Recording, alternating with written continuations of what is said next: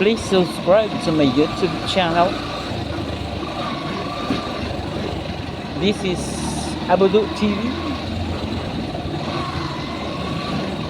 Kamusta ang lahat? Kamusta? Wala pa tayong tulog. Kanina pa tayong alas 3 ng madaling araw. Pauwi na rin sa wakas. Mag-aalauna na ng hapon.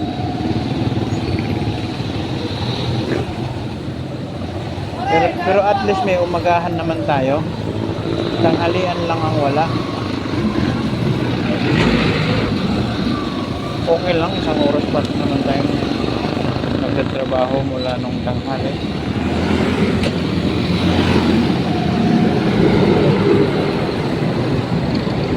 Kaya ang kutob ko talaga pag may mga bago tayong empleyado, hindi niya kakayanin ang trabaho na ganito. Tiyagaan lang kasi sa ganitong larangan eh. Imaginin mo naman, gigising ka ng alas 3, magdi-deliver, tapos bago ka makauwi mga alas 10,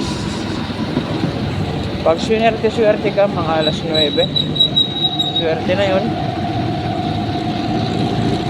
Tapos bago alas 11 may pupuntahan ka pang isang customer na magsasara na bago mag 12. So, siyempre babalik ka ulit sa bahay. Banda alauna kailangan mo naman pumunta rito sa may Genstar, sa may Halang, sa may Manggahan. So, makauwi ka naman ng bahay ulit mga alas 2.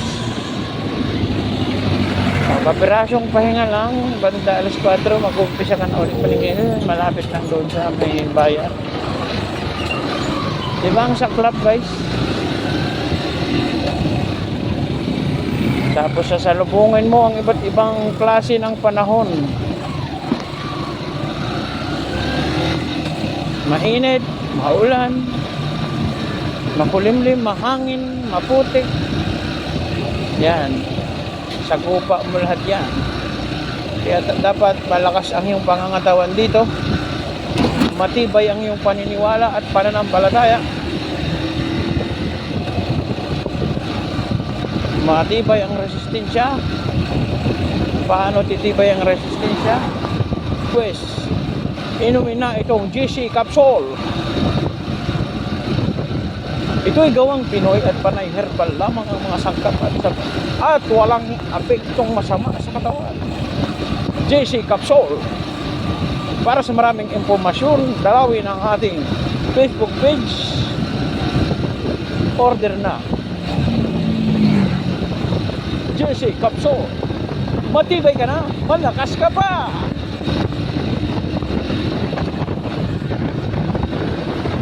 Yan ang ating bago sponsor ngayong araw, JC Capsule. Ito ay mga sakap na luyang dilaw, malunggay, carrots, at syempre dasal. Joke lang po, walang ganong nasubukan ko lang maging endorser kung magaling pa ako, pero lang po yun. Ang video ito ay hatid sa inyo na Jokes to go, masarap kahit walang manok. Pero lang.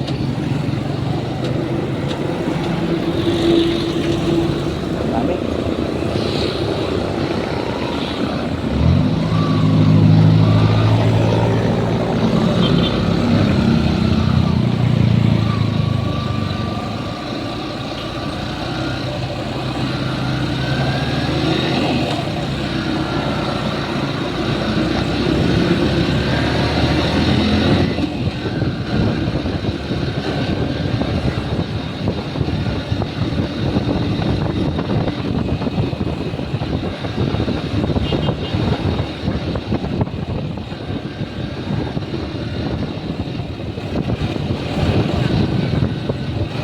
Ito nga pala, kung motor natin ay bihira natin gamitin, ano?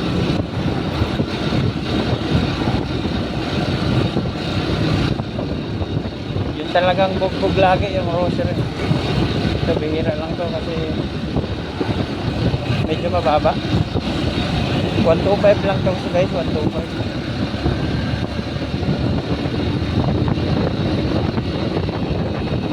YTX 125. Bili na.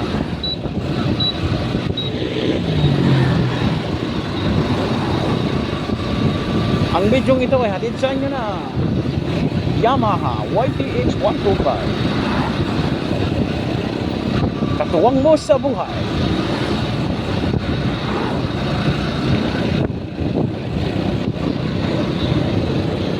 Matibay. Matipid sa gas. Sayado nga lang sa oras. Bakit?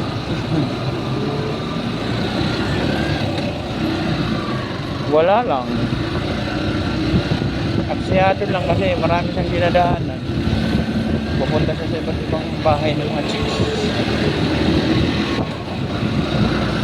Yan si Yamaha YTX 125.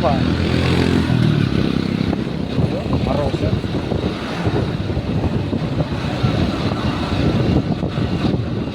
Hanggang dito na lang kay tagal kita.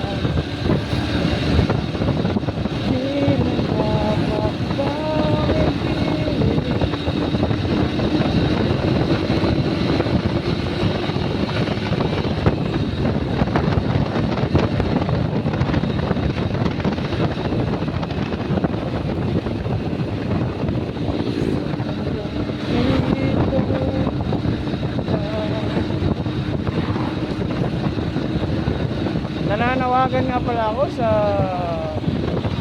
ating ginauukulan dyan, lalong-lalo sa agriculture. Bakit naman ganito ang presyohan ngayon mga poultry product, mga gulay, mga isda? Hindi na normal. Hindi na siya normal guys. Kaya nananawagan tayo.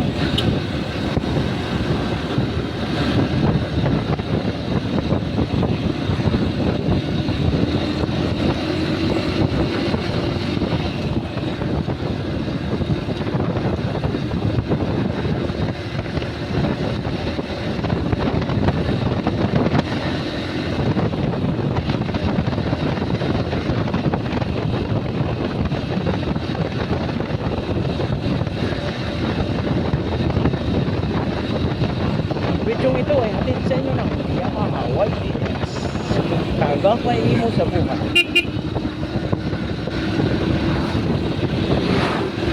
Matipid na, matipid pa, matibay pa, maasahan sa buhay. Yamaha YTX. Ano pang hinihintay nyo? Yamaha na!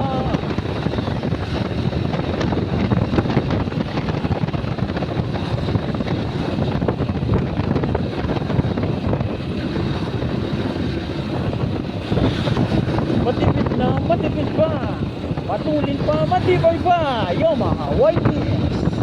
Ano bang hinihintay nyo? Yamaha na.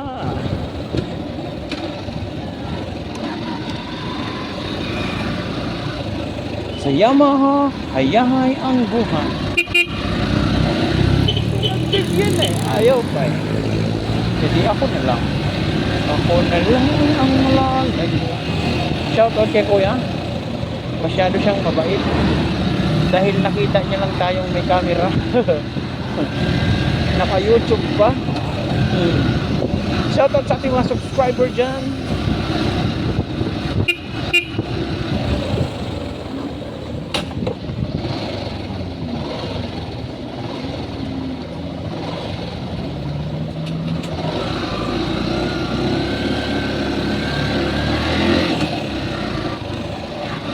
Full stop guys.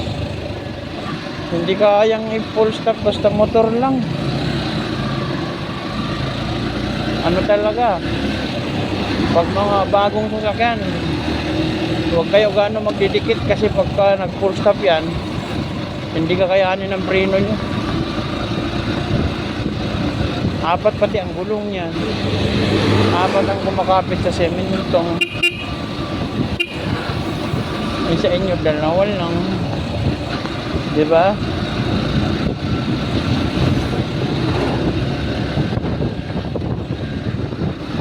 Lalo na kung mga 100 na yung takbo, no? Nakadikit kang gano'n, no? Nakadikit ka.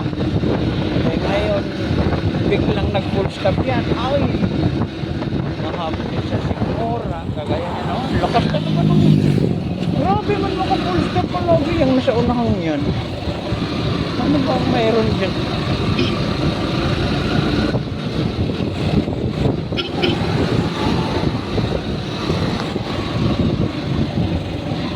Siguro kung magpreno, no? Sagad.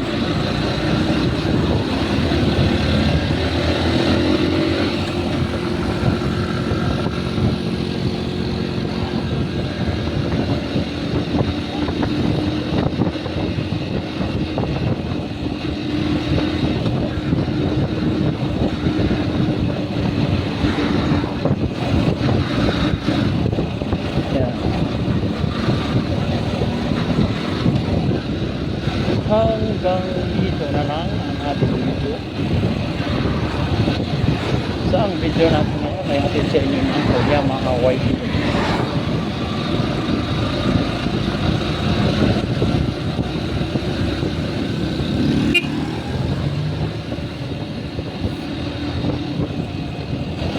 Ikurarat na. Nakapreno ng wagas.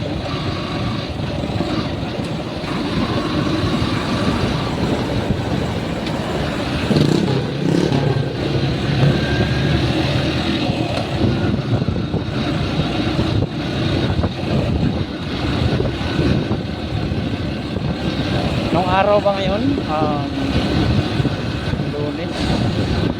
Lunes nang tayo'y magkakilala.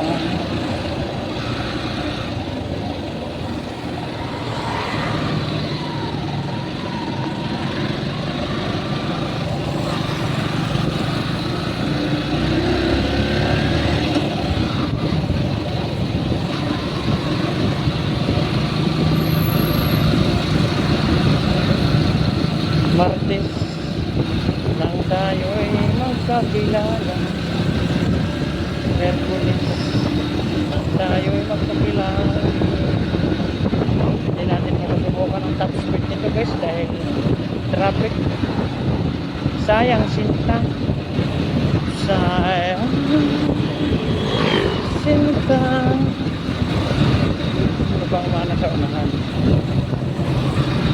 Ba't ang bagal ng daloy ng... Uy, may truck na magpalda.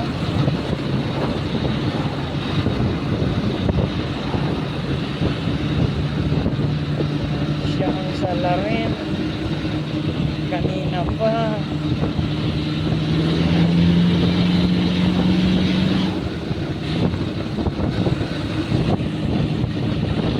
Ang babungko pa.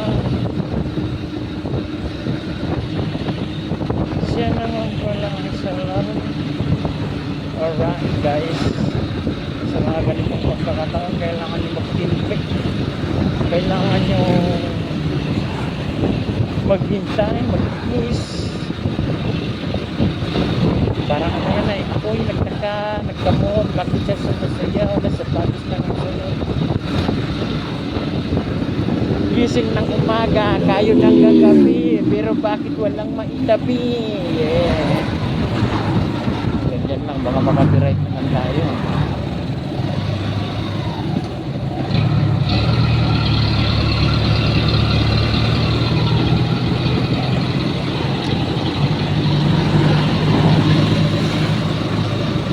Hindi siya hindi magpatakbo guys.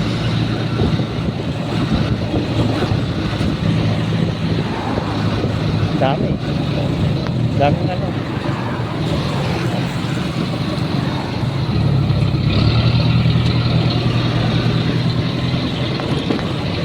Daming hanas. Sayang, hindi natin nakuha. Tapos pwede ko. Traffic ba naman?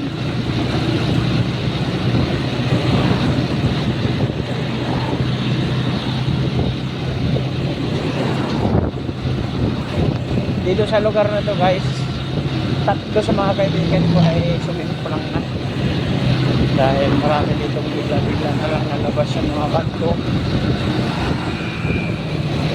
Sumingit ka dyan sa gilid. Kasi dyan hindi natin gawain dyan. Tayo ay nagkakaroon na ng trauma. Traumatic disorder.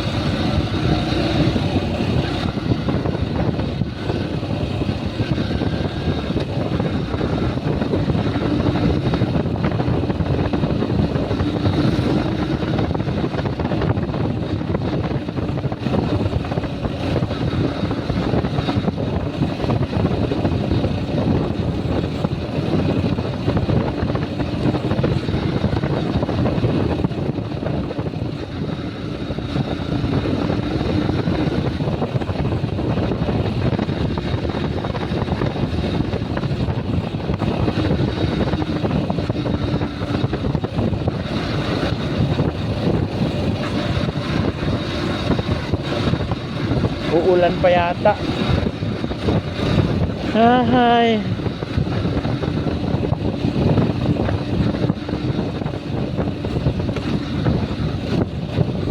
Kung may panahon ka sa ating YouTube channel, baka naman pwede nyo akong subscribe, follow, and share, and like, kahit ano pa. Push mo na,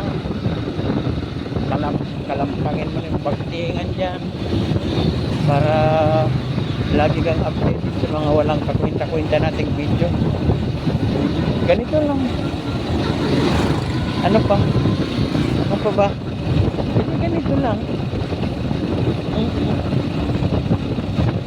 Anong gusto niyo? Magsasayaw ako, magka-tumbling. Para sa kaalaman ng lahat po guys, ang aking pong height ay 5'9". Tapos ang timbang ko ay 120 kilos. Grabe ba? Sa palagay nyo, kaya ko magsasayaw dyan? Magsasayaw? Awkward, laki. Hirap na hirap na sa atin nating YTX eh. Hirap na hirap sila sa ating kabigat natin.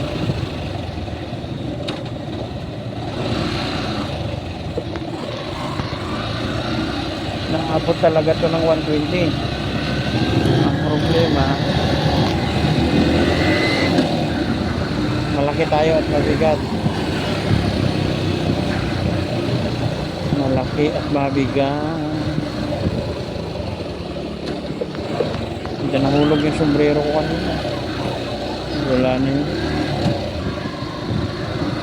Alam niyo yung meron akong local na sombrero, nabulok na lang. Hanggang lumuma na lang talaga sa kakagamit ko. Bumili ako ng original, mga tag 300 ang isa. Uy, dalawa pa ang binili ko. Ang isa, 2 beses ko lang ginamit, nawala. Nalaglag eh. Sinabit ko sa tricycle. Kasi yung isa, isang linggo man siguro, nawala pa rin. Alin pa yung mahal sa flat. Ilang minutes na ba tayo na bubulahan dito guys? Kumukulimlim na. Itong sinasabi ko sa inyo na sasagupain yung lahat ng klase ng panahon. Biglang bubuhos ang matitinding ulan. Kung mapapanood nyo sa mga nakaraang video natin, Kaya talaga mga mga karaan nating trabahante dito ay nagkakasakit. Sinisisi ang kanilang trabaho. Dapat talaga dito guys, naka-raincoat ka palaging dala. O kaya naka 4 wheels ka. Pag naka 4 wheels ka naman ay aksaya sa gas. Kaya talaga ang solusyon dito ay paulan. Nagkakaharbisa na naman pala daw manok dito sa Porte. Mga biyahero, shout out sa inyo. Sa totoo lang guys, trabaho ko dati yan. Biyahero ko ng manok. Kami ay nakakarating minsan ng Infanta, tapos Lucina. May pagkakataon nga na nasa ano kami, lagpas pa kami ng Lucina. Quezon na yun, Quezon, mga ganun. Ang pinakamalapit namin ay ano lang, Chaong, mga ganun. Palagi ano yan, dulog-dulog. Napakaswerte na namin kung San Pablo lang kami, Tanay Rizal, mga ganun. Tapos itong pinakamatindi, may time na kami ay nagminduro. Sa Mindoro, Kawit Barko po kami, Kawit Barko. Siguro mga edad ko nun ay 16 hanggang 17, hanggang 19, mga 3 years ako doon. Tapos naging bisor ako sa isang slaughterhouse, sa isang planta na malaki. Baga na-promote ba? Eh ngayon maraming hanas pag ano pag namumuno kasi isang kumpanya, maraming problema. Marami kang kaharapin mga iba't ibang klaseng paninira. Lalong lalo na yung mga nauna pa sa'yo na mga kasamahan mo, hindi nila gusto yung pagka-promote mo, parang ganun ba, marami kang matatanggap na paninira. Mayroon naman kasing kasamahan ako doon na almost 8 years na siya nandun. Kung alam kung bakit di siya napopromote basta mahigit na siya 5 or 6 na taon, mahigit 7, ganun. Basta matagal na siya. Paano nga naman ipopromote boss? Wala namang, unang-una di marunong magmaneho, di ba? Paano mo gagampanan yung mga emergency pangkuan?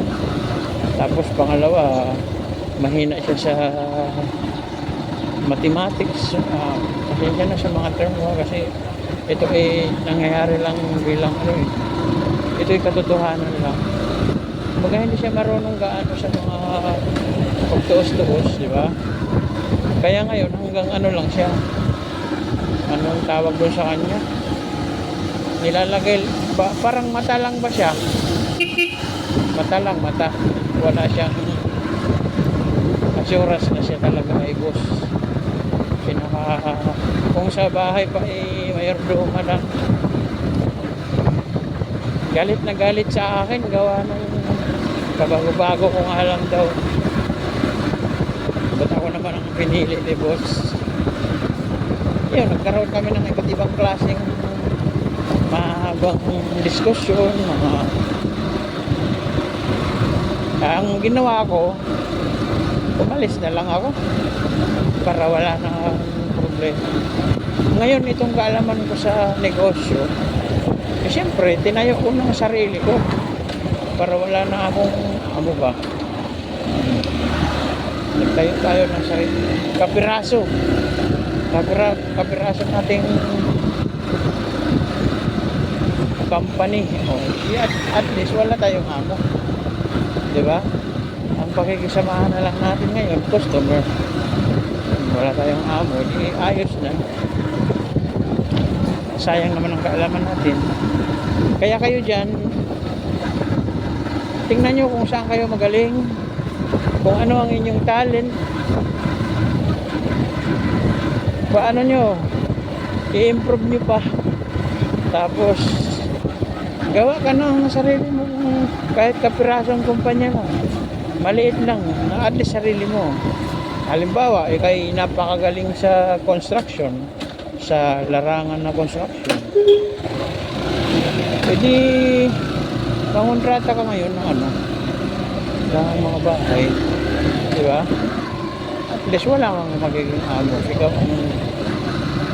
Ikaw ang busing. Ganun lang kasimple guys. O ayan, umuulan na. Tsaka nandito na rin tayo sa ating bahay. Shoutout kay Simpay. Nasa taas na naman ng lamisa. Simpay! Hanggang dito na lang. Babush!